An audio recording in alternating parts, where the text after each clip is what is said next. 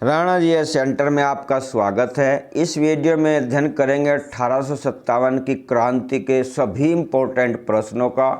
40 प्रश्न इम्पोर्टेंट है जो इसमें शामिल किए गए हैं और बार बार परीक्षाओं में वो आते हैं। आइए शुरू करते हैं, वीडियो को आखिर तक देखिए। नंबर 1, 1857 की क्रांति कहाँ से प्रारंभ हुई? उत्तर है मेरठ। ये मेरठ से प्रारंभ हुई थी। बैरकपुर का विद्रोह तो पहले समाप्त हो चुका था मार्च में, उसके बाद ये क्रांति मेरठ से आरंभ हुई। 1857 की क्रांति कब शुरू हुई? उत्तर है 10 मई 1857। निर्धारित तिथि थी 31 मई। 31 मई निर्धारित की गई थी, मगर समय से पहले ही 10 मई को एक क्रांति फूट गई थी। 1764 में बक्सर का युद्ध हुआ, 1757 में पलासी का युद्ध हुआ। नेक्स्ट प्रश्न नंबर 3, 1857 के विद्रोह का तात्कालिक कारण क्या था? ये बहुत इम्पोर्टेंट है और तात्कालिक कारण था चर्बी लगे हुए कारतूस। ब्रिटिश सरकार की नीतियाँ तो स्थायी कारण था, जो परमानेंट स्थायी कारण था, मगर तात्कालिक कारण चर्बी लगे कारतूस, जिसमें गाय और सुअर की चर्बी लगी होती थी, मुंह से खोलना होता था। ये कारतूस उसका कारण बने। और ये विद्रोह किसने किया था? आइए देखते हैं अगले प्रश्न में। नंबर 4, विद्रोह की शुरुआत किस सैनिक टुकड़ी ने की थी? विद्रोह की शुरुआत की थी 10 मई के दिन 20 NI पैदल सेना ने, मगर इससे पहले जो घटना हुई थी, इससे पहले घटना घटित हुई थी 24 अप्रैल को। 24 अप्रैल के दिन 3LC घुड़सवार सेना के 90 में से 85 सैनिकों ने गोली का प्रयोग करने से मना कर दिया था, बंदूक का प्रयोग। फिर 10 मई के दिन उन्हें वर्दी उतार के उन्हें जेल में डाल दिया गया। उसी दिन पैदल सेना की 20 NI ने विद्रोह कर दिया था। 34वीं NI बैरकपुर में थी, जिसमें मंगल पांडे ने विद्रोह किया था मार्च में। नंबर 5, विद्रोह की सूचना किसने आगरा में अंग्रेज़ों को भेजी थी? और ये विद्रोह की सूचना भेजने वाला कोई और नहीं, स्वयं बहादुर शाह जफर थे। इन्होंने ही विद्रोह की सूचना अंग्रेज़ों का भक्त बनने के लिए भेजी थी। नंबर 6, 1857 की क्रांति का प्रतीक क्या था? इस क्रांति के प्रतीक थे रोटी और कमल। रोटी आर्थिक आवश्यकताओं का और कमल सांस्कृतिक परंपराओं का प्रतीक थे। इन दोनों का आदान प्रदान घर घर हुआ करता था। नंबर 7, क्रांति के समय ब्रिटिश प्रधानमंत्री कौन थे? क्रांति के समय प्रधानमंत्री थे पार्मस्टोन।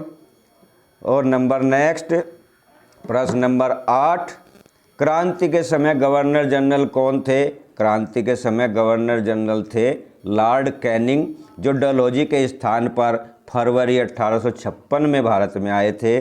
डलहौजी की हड़प नीति के कारण बड़ा ही असंतोष यहाँ फैला हुआ था। नंबर 9, विद्रोह शुरू होने के समय कंपनी का सेनापति कौन था? 10 मई को जब विद्रोह शुरू हुआ तो कंपनी का सेनापति उस समय एचिसन था। एचिसन ने ही कहा था कि इस मिसल में हम हिंदू और मुसलमानों को आपस में नहीं भिड़ा सके हैं। प्रश्न नंबर 10, विद्रोह शुरू होने के बाद कंपनी का सेनापति कौन बना? पहले एचिसन था, जब विद्रोह शुरू हो गया तो फिर कोलिन कैंपबेल को बनाया गया। इसी ने विद्रोह का दमन किया था। इस क्रांति का दमन इसी के नेतृत्व में हुआ था। नंबर 11, 1857 के विद्रोह को किसने प्रथम स्वतंत्रता संग्राम या स्वतंत्रता का प्रथम संग्राम कहा? और ये कहने वाले थे विनायक दामोदर सावरकर। VD सावरकर ने कहा था। रमेश चंद्र मजूमदार ने तो इसे स्वतंत्रता का संग्राम ही नहीं माना है। नंबर 12, 1857 के विद्रोह को किसने राष्ट्रीय विद्रोह की संज्ञा दी थी? राष्ट्रीय विद्रोह की संज्ञा दी थी इतिहासकार अशोक मेहता ने। नंबर 13, किस ब्रिटिश सांसद ने 1857 के विद्रोह को राष्ट्रीय विद्रोह कहा था? अशोक मेहता के अलावा एक ब्रिटिश सांसद भी थे जिन्होंने इसे राष्ट्रीय विद्रोह की संज्ञा दी, और वो सांसद थे बेंजामिन डिज़रायली। नंबर नेक्स्ट 14, 1857 के विद्रोह को किसने सैनिक विद्रोह कहा था? VA Smith, John Lawrence, sir John सिले, इन सभी ने इसको सैनिक विद्रोह की संज्ञा दी थी। ये तीनों ही सत्य हैं। नंबर 15, लखनऊ में विद्रोह का नेतृत्व किसने किया था? बेगम हजरत महल, महक परी, मोहम्मदी खातून। ये बेगम हजरत महल के ही नाम हैं और ओरिजिनल नाम इसका मोहम्मदी खातून था, जो असली नाम था। फिर महक परी, इसे वाजिद अली शाह ने नाम दिया महक परी, और बेगम हजरत महल फिर बाद में इसकी उपाधि हो गई। ये सभी इसी के नाम हैं और ये एक नाच गाने वाली महिला थी जिससे शादी कर ली थी नवाब ने। राष्ट्रीय संग्राम न तो पहला ही, न ही राष्ट्रीय तथा न ही स्वतंत्रता संग्राम था। यह कथन किसका है? यह रमेश चंद्र मजूमदार का कथन है, जिन्होंने इसे राष्ट्रीय विद्रोह नहीं माना है।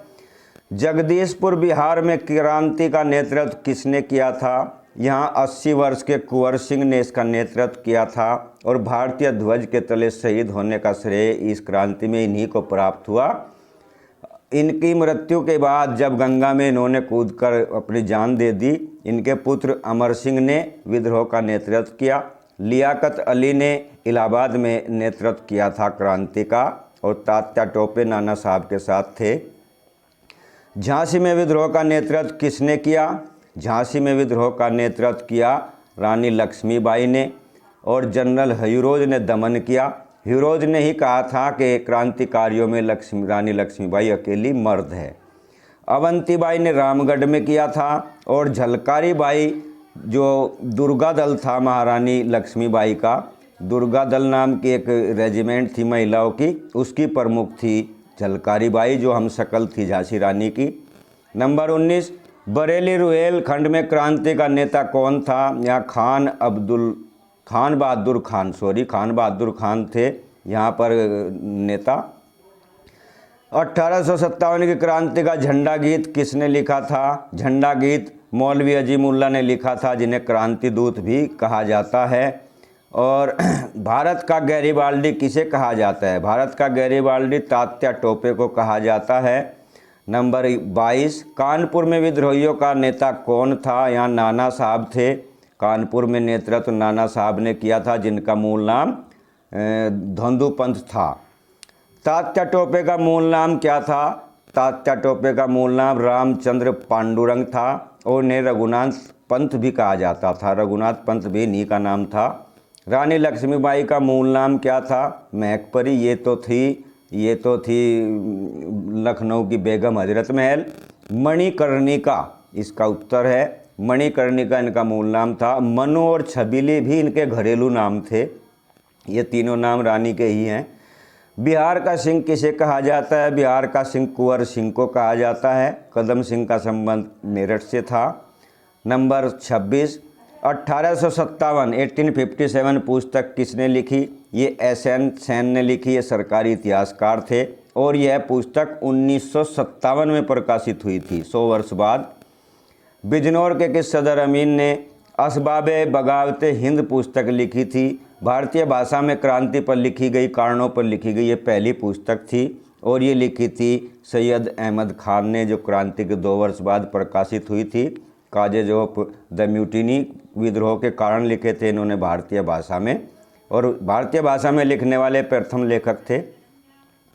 बहादुर शाह जफर ने किसे सूबेदार घोषित किया था? इन्होंने खान बहादुर खान को सूबेदार घोषित किया था। बख्त खान तो इन्हीं का पुत्र था। अंग्रेजों ने विद्रोहियों में किसे सर्वोत्तम सैनिक कहा है? इसमें ध्यान रखिए, सर्वोत्तम सैनिक अंग्रेजों ने मौलवी अहमदुल्ला को कहा है, जिस पर 50,000 का इनाम था और मूल रूप से यह तमिलनाडु के अर्काट का रहने वाला था। उत्तर भारत में क्रांति का मुख्य प्रचारक भी यही था। डंका शाह और ढोल वाला मौलवी इसी को कहा जाता है। बाबा शामल का संबंध बड़ौद बागपत मेरठ से था। इन्होंने यहाँ क्रांति का नेतृत्व किया और लंबा युद्ध किया।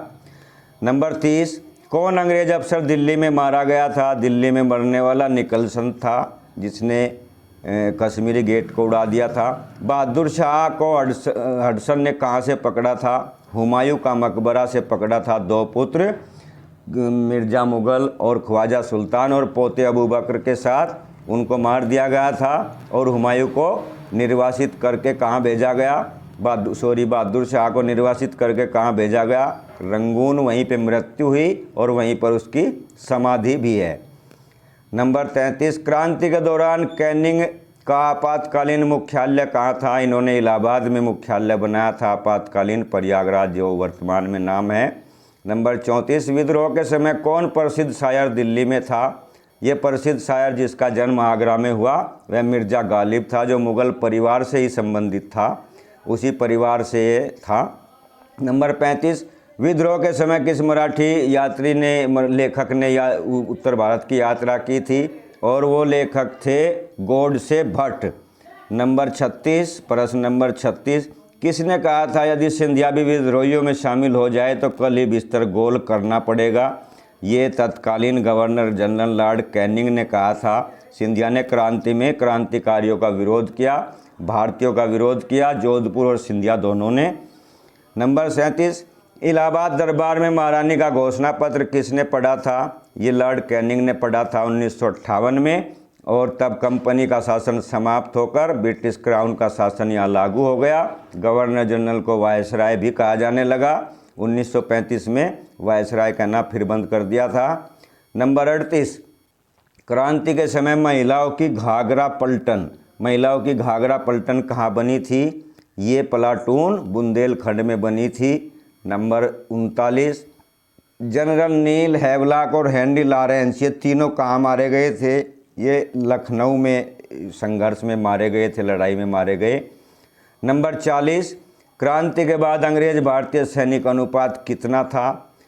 क्रांति से पहले तो था 1:6, और क्रांति के बाद बंगाल में अनुपात हो गया, बंगाल और अवध में 1:2। ये इसका आंसर है। मद्रास में यानी चेन्नई में 1:3 का अनुपात रखा गया था क्रांति के बाद।